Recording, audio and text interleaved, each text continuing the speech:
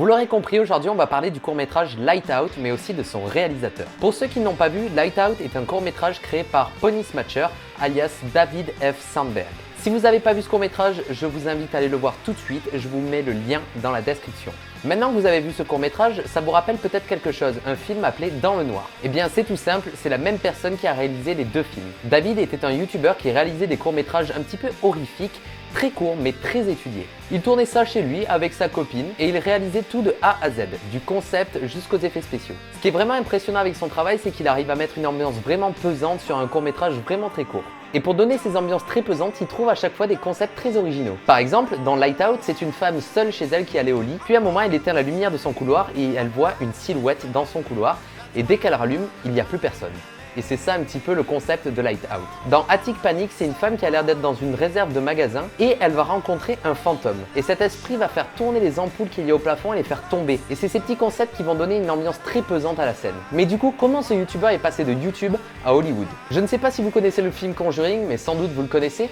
Le réalisateur, James Wan, c'est le futur réalisateur du film Aquaman. Et du coup, James Wan a vu le court-métrage de David et il s'est dit « Mec, ton idée elle est trop ouf, viens on en fait un film au cinéma ».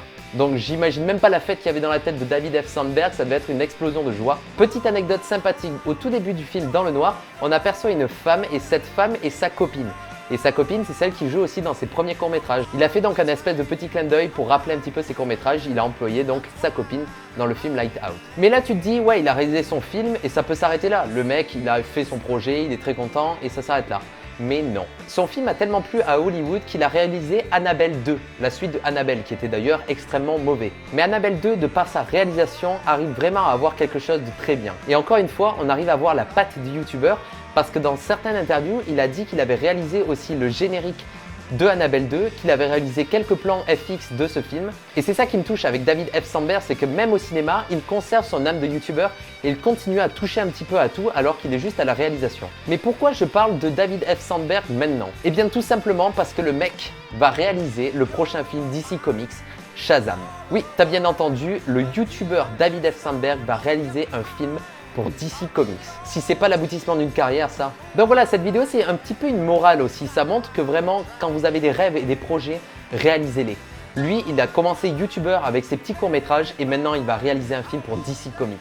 Donc si vous avez une passion, des rêves, foncez, allez-y, n'abandonnez pas, continuez, battez-vous et vous allez y arriver. Je vous encourage vraiment à aller voir sa chaîne, le lien est dans la description. Regardez tous ces petits courts-métrages, vous allez vous chier littéralement dessus, tout ça. On se retrouve très prochainement pour une nouvelle vidéo. C'était Atom. Ciao.